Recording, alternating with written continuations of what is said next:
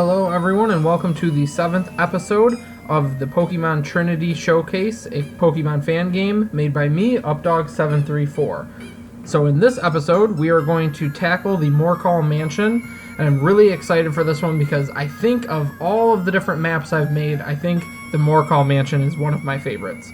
So, just off screen, I did do a little bit of training, just got everybody up to level 20. So we have Metang, Murkrow, Diglett, and Charmeleon all at level 20 now. And so we are heading into this mansion, this kind of spooky mansion theme here, where we're looking for Morty's daughter Elise, who he thinks is somewhere in here, but he has been unable to get in because of some kind of paranormal thing. So we're going to head on in. So we have Come Play With Us.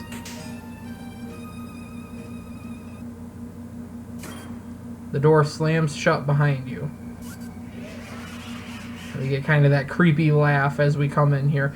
Funny enough, if you notice that laugh, it's because it's from Undertale. Actually, it's one of the laughs that Flowey does at the end of the game. But anyways, I thought it was just creepy enough to include here. So definitely a haunted mansion here. You see the creepy Gengar statues with the red eyes. It also acts like a cave, just like the Stone Quarry, where you can find wild encounters anywhere. So we'll kind of start exploring here. So this door is locked. And that's kind of something we'll find throughout, is that some doors are locked and some are not. So here's one that is not. And it looks like a kitchen. We're going to get a wild here, maybe? Yep. Okay. Obviously a lot of ghost types in here. I think all ghost types. I think everyone in here is ghost type. Also, just something to remember that the third gym was here in Morkal Town. Okay, so we have this man here. It says, "Oh, you spooked me. My name is Theodore. I'm the owner of this lovely estate. And who might you be?" "Well, I dare say it's my genuine pleasure to welcome you, Updog. Would you be a dear and help me with something while I've got your attention? This kitchen is absolutely filthy. Would you round up all the dishes so they can be washed? I surely would appreciate the help." So we're going to help Theodore out here and pick up these dishes for him.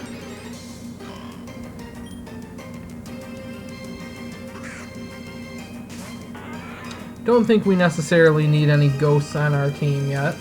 I do think Duskull is a very cool ghost type, though. Really liked his design and his evolutions. So each time you click one of the dishes, you take it up to the sink. There's 3 plates and 2 cups that we need to pick up. Okay. There's a cup. Plate. Oh, and then here in this room, you can see in the corners there, that's a Chandelure statue with some kind of creepy red eyes. Each room has a different statue of a ghost Pokemon. I thought that was kind of neat to include. Alright, so that's the last one. So he says, "Excellent work. I thank you from the bottom of my heart. Now, if only I could get this confounded sink to drain properly. Would you have a look for me, please?" So if we look in the sink that's clogged, you peer into the sink drain and see something shiny. Your hands are just small enough to squeeze in and pull it out. So you get the library key. So if you talk to him, he says, "My goodness, how did that get in there? Well, finders keepers, I suppose. My deepest gratitude for your assistance, young trainer." So that's kind of one of the themes here. It's almost like a big puzzle. You have to go in certain rooms to find the key to other rooms.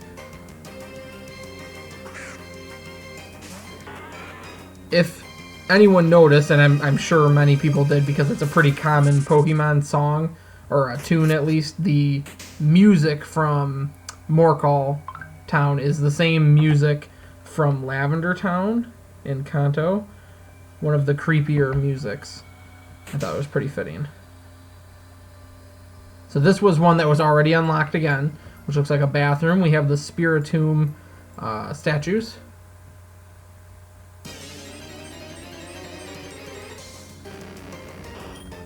I will defeat this Haunter, so because these evolved forms, so we'll get a little bit better experience. I think I have kind of an unpopular opinion that I like Haunter better than I like Gengar. I almost think, like, Gengar doesn't seem to fit in the line to me. Like, Ghastly's a floating ghost. Haunter gets kind of more of a full body. So I guess I can see the lineage with Gengar, but I just don't really like that he kind of gets grounded. I just always really like Haunter's look.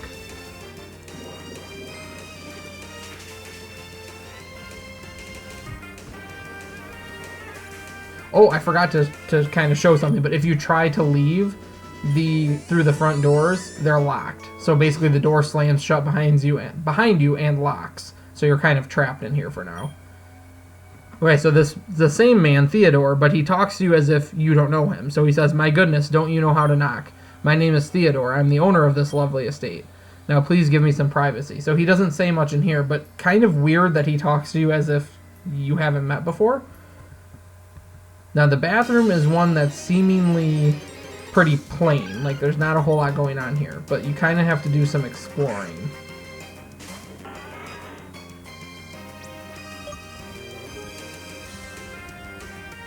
I was a little bit worried with that because these ghost types are a little bit higher leveled. Let's see, one more try. There we go. Okay, so we'll check the toilet here. Nothing. Sink, nothing. Trash can is empty. Another wild here. Hone Edge. He's a pretty cool one. I know he was like one of the fan favorites from Gen 6. I like him too. I think he's a pretty cool design. Alright, so let's try the bathtub though. You can turn on hot water or cold water. So just for the sake of showing, if you turn on cold water, it fills up the tub, nothing else happens.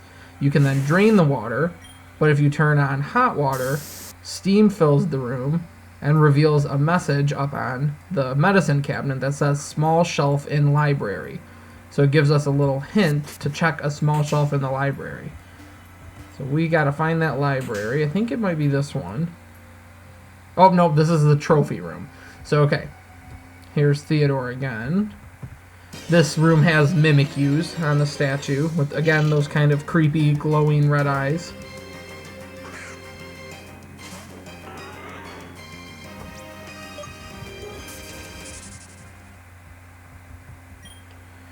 So again, Theodore speaks to you as if you've never really met him. So he says, "Oh, I wasn't expecting any visitors. My name is Theodore. I'm the owner of this lovely estate, and who might you be?" "Well, I dare say it's my genuine pleasure to welcome you, Updog." So he kind of repeats that each time we've seen him, which is a little bit odd. He says, "Do feel free to browse my wonderful trophies. I have many." So the notable things in this room are the safe, which has code entry keys, and lets you have the option of entering a 4-digit code. So we don't know anything about that yet, so we're not going to try it. But something to keep in the back of our mind is that there's a safe in here. So if we see any 4-digit codes anywhere, we'll have to try to remember them. Since I'm running from a lot of these wilds, I'm going to go ahead and use a repel. I know we have at least one. Okay, we have 2 repels. And I think we have a super repel too, but we'll start with the regular repel. Just for the sake of showcasing the mansion here. Okay, so that was the trophy room. Okay, we finally make it to the library. Theodore says, "Oh, who let you in?" He goes through his same introduction. "You introduce yourself another time." "I was just thinking about how dreadfully unorganized my library is. Would you help me gather up the books on the ground? I surely would appreciate the help." So another little side thing to do for him. You pick up each book and stack it on a table. So there are 3 different colored books. There are green, purple, and red. And you're stacking them based on their color.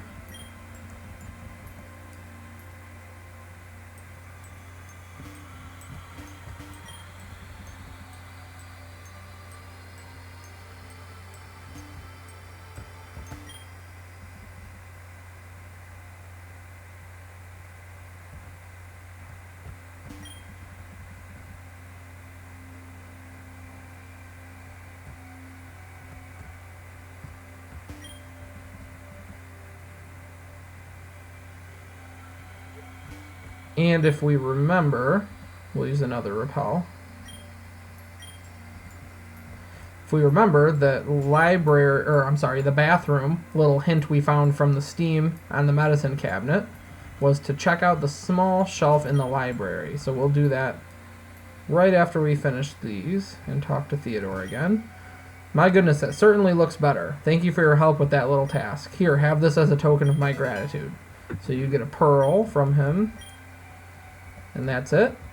But we will look up here at the small shelf and find something shiny hidden behind the books.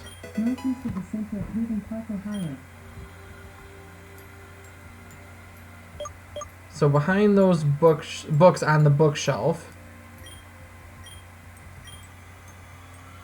we find another key. I think the keys, they're there. They're in the key item slot, fitting, I guess. So we now have the library key, which we've just used, and now we have the bedroom key.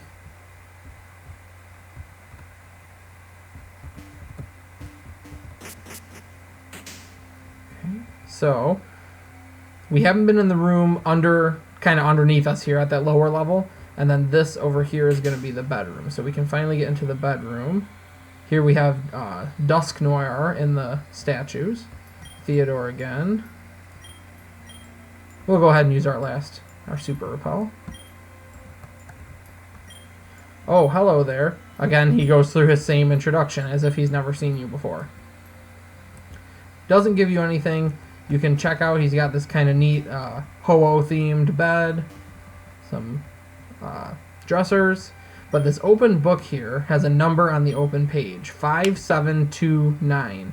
And if you recall, we have a safe that requires 4 keys. So we'll do 5729 and see what that leads us.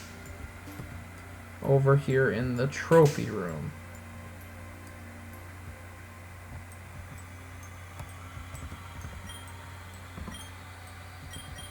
We'll scroll over here to 5, we'll go the other way, 729. Access granted. If you search the open safe, you find a nugget, which is kind of a nice little money boost, but also the basement key, which will unlock access to the basement, the last door in the mansion. So we have to go down the balcony to the first level and open the basement door. So here, since I mentioned that the front entrance kind of locks itself, you can get out here if you need to go heal. Otherwise, we'll step down into the basement where there's bayonets. We're looking pretty good. I know there's a battle coming up here, so I'm gonna see what we have in terms of healing. Let's just give Metang a super potion.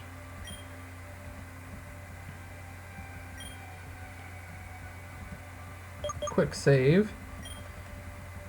And as probably guessed, there's a little girl here that's laughing. Did you come to play? You already know who I am, and I already know who you are, Updog. That's right, it's me, Elise. So here's the girl we've been searching for in this mansion. She says, I knew you were coming. I did let you into the mansion after all. Now that you found me, the real game can start. Let me know when your Pokemon are ready to play.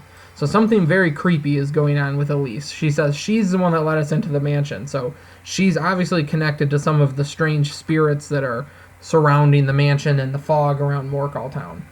So she lets you have a little opportunity to heal your Pokemon if needed, but we are looking good. So I'm going to save it one more time just so we wouldn't have to play through that dialogue again. Alright, she says, ha ha ha, did you come back to play with me, Updog? Play with me, play with me, play with me. Let's play forever. And if you notice, the animation is oddly the same as the gym leaders. So more on that after we battle Elise here, who is obviously under some kind of spell or some kind of presence is upon her. So she starts with a Shuppet. And remember, the statues in this basement room were bayonets, so that gives you kind of a clue as to her team. I'm going to just go ahead and go to the Metal Claw, which is going to be our strongest move here. Ooh, and we get the attack raise, so that's pretty good.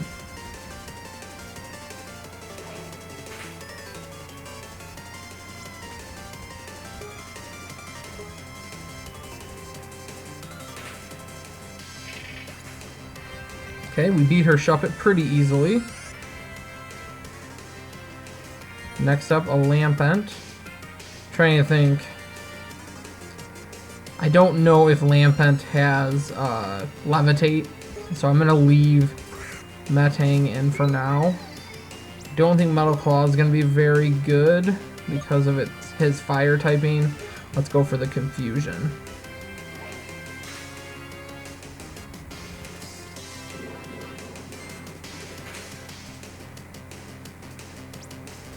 Not super good. How about we try confusing him? See if that helps us whittle him down a little more. I'm surprised he's not going for some fire moves here. I know he has some. So him being confused should help us whittle down his health. Hopefully, if we get lucky. Good. Yep, so we're getting some hits on himself. And we'll keep hitting him with confusion.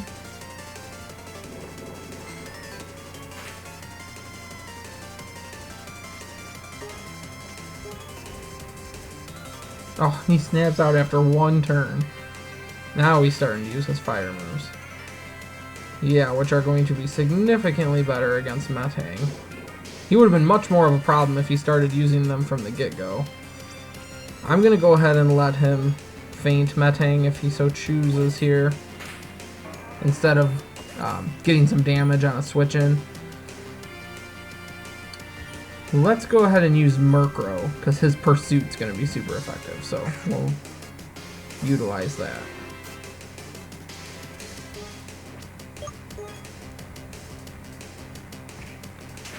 Okay, we knock out her second Pokemon, Lampent. And she's now going to send out her best, her Ace, which, as you probably guessed, is the same as the statue's Banette. So we'll keep Murkrow out. Her Banette is level 22, higher than any of our Pokemon, so hopefully she doesn't present too much of a problem. We are set up pretty good.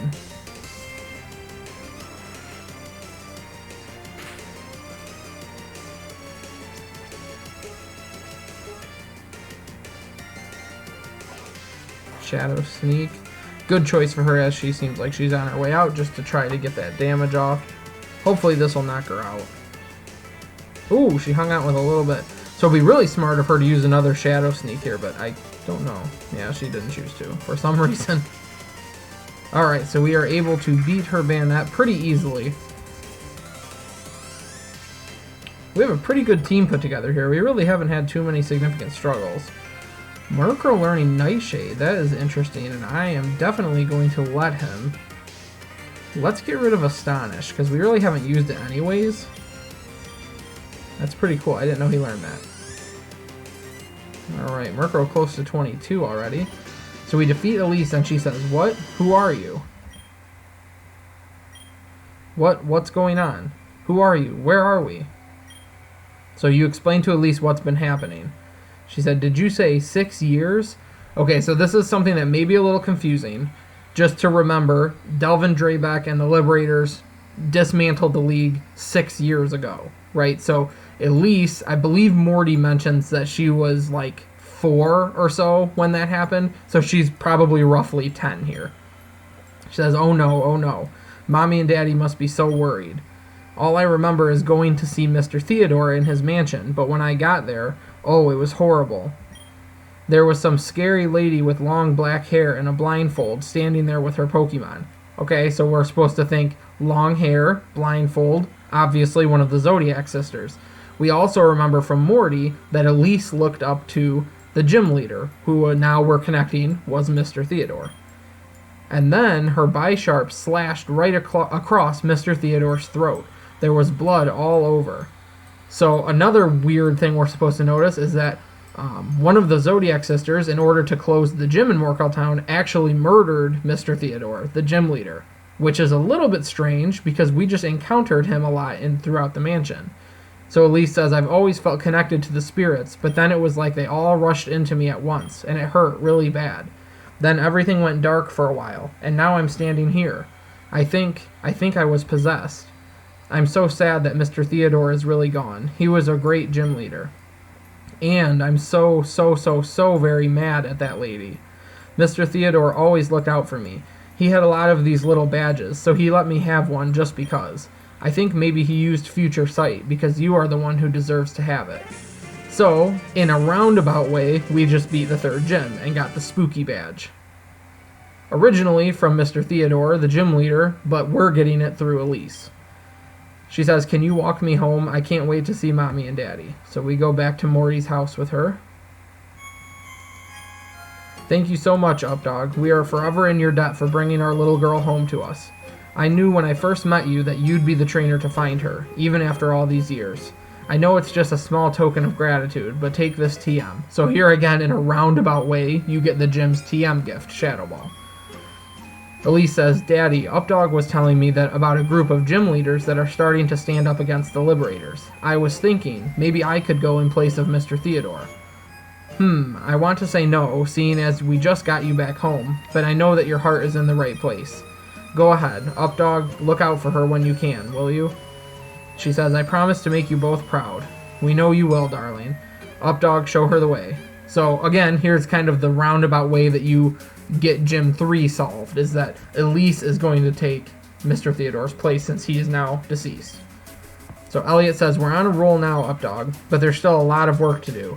The next location I think you should check out is the old Zarko Lighthouse. It's at the tip of the Windy Peninsula in the southeastern corner of the region. My sources report that one of the Zodiac sisters has been seen going in and out of the lighthouse quite frequently. It sounds suspicious to me. I think you should head there and investigate for any signs of gym leaders hiding out." "What's that? You think your dad might be waiting for you in Centrico City?" "I understand. Well, it sounds like we may not see each other for a while. You've got some traveling to do. Now that Elise's curse has lifted from Morkal Town, you can go north to get to Centrico City, or east to head towards the lighthouse. My newest HM invention should be very helpful in covering such a large amount of ground quickly." So here you get Fly from him at a pretty convenient time. With that, a compatible Pokemon will be able to carry you into the skies and let you travel quickly to any town that you've already visited. Oh yeah, one more thing. I finally finished putting the finishing touches of code into my newest laboratory machine, the Name Raider 5000. You can now use that big blue machine on the right wall to change your Pokemon's nicknames. The only kink I wasn't able to work out is changing nicknames of Pokemon from trades, but you can use it whenever you like. Happy travels, Updog. Let me know if you find the next gym leader around that old lighthouse somewhere. So we have Elise up here, hanging out. She says she's happy to stand in Mr. Theodore's place, and she'll do what she can to avenge him. Here we have the Name Raider 5000. So, one of the things that I would like to try is, it kind of works the same as a Name Raider person. You can just change the nickname of any Pokemon you have. So of our 4 team members, I might set up some kind of poll or some kind of question, either on Twitter or through the comments. If you think one of them, if you have a good nickname for any of them, we'll try to nickname all 4 of them by the next episode, or maybe at the beginning of the next episode. So it just might be kind of a cool way to try to get some involvement with the videos. If you have any cool nicknames for Metang, Murkrow, Diglett, or Charmeleon, feel free to let me know them, and I'll nickname them accordingly. Okay, so for now, obviously we're back in Larkinge City, and now that we're a little ways away from Larkinge, or we're going to be increasingly farther from Larkinge City, it's pretty nice that we got Fly at this point. So we'll go ahead and teach that to Murkrow.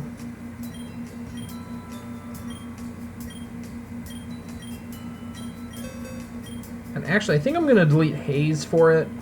Fly is a strong flying type move. I just, when it takes 2 turns, sometimes it gets frustrating to use, so I want to keep Wing Attack for now. Murkrow is being set up as, I really like his moveset right now, actually. The only thing I want is Pursuit to be a stronger dark move at some point. Alright, so our Fly will fly back to Morkal Town.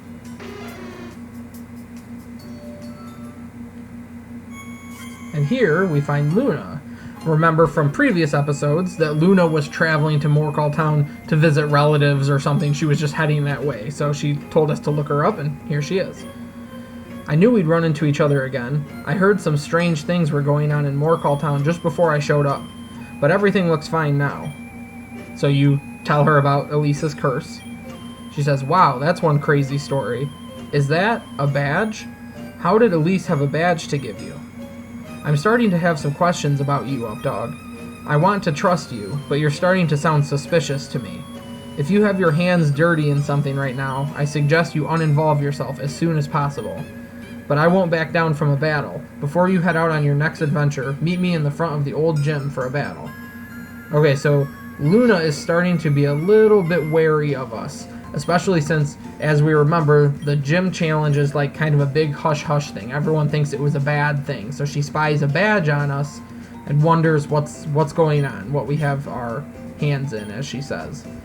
Also remember that somebody had plans to reinstate the league in Barnsley Town. Now, obviously, we kind of don't think it's Calvin and Clara, that family, but we're a little questioning about Mike's family. They seem kind of quiet about things. So, and also Luna was quick to like call out that that was a bad thing. So you having a badge kind of makes you suspicious to her. So I think that's going to be the last thing in this episode. We'll do our battle with Luna.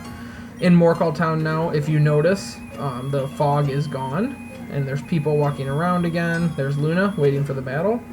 You can go north to get to Centrico City. That's where that Central Plains route is. So that's where Dad is waiting for us somewhere, or he plans to meet up with us. Or you can go up this eastern passage, which, as we look at the map, is going to head to the Craggy Step. We'll stop in Emberstone Town, down the Windy Peninsula, and there's the lighthouse that Elliot was referring to. So that's the next place we'll look for gym leaders. But then north is where we're going to go to meet up with Dad. So we kind of have two things going on that we'll tackle in the next video and future videos. But for now, we will go do our battle with Luna. I'm going to save it quick before. Alright, so the next rival battle. Alright, Updog, let's do this. I won't hold back. There's our Luna graphic.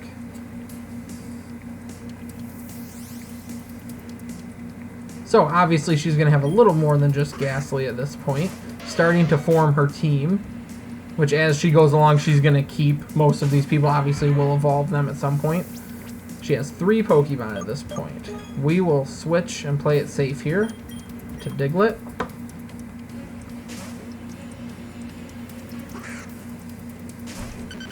Obviously I already have her whole team planned out, her final 6. So for now she just has... She slowly is building her team as you battle her throughout the game. So we get trapped in a fire spin, that's alright. Because we're going to go straight for the bulldoze here. Deal some big damage and lower that speed. Another fire spin though, her fire attacks are actually dealing quite a bit to us. But we should be able to survive this and knock out her Ponyta.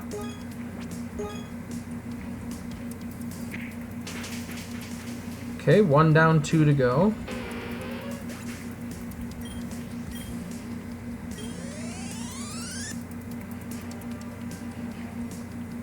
Alright, so her next team member is Flabebe. So I'm trying to think. We do. We have Metang. He'll be super effective against Fairy. So let's switch into that. Like I was saying earlier, we really have a pretty good team. One of the first playthroughs I did, and I've edited things since then, but I remember the game being pretty difficult. But at this point, we really haven't encountered much difficulty yet. And again, that may kind of tip me off to making the game a little more difficult as it goes on. So at the point to where it's been developed so far, I might increase different levels or difficulty aspects of the game. I don't want the game to be so easy that you can just breeze through it. And then obviously her ace, or her main Pokemon, it is now a Haunter. Started as Ghastly, she's evolved it once. All the way up to level 23, so that'll... Hopefully we can knock him out with Metang, we'll see, but it would definitely get us up to 21, I bet.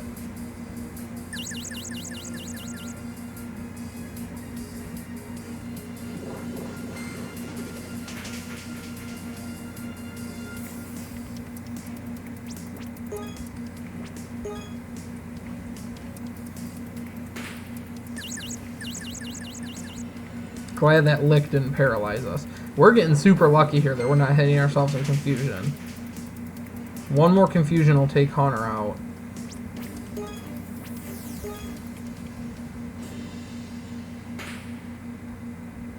Oh wow, we got super lucky there. No paralyzed from the lick, never got hurt in confusion. Yeah, that's the other thing. We have luck on our side in this playthrough. Multiple times we have. Alright, so we get 21 with Metang. Almost halfway to 22. She says, oh, come on.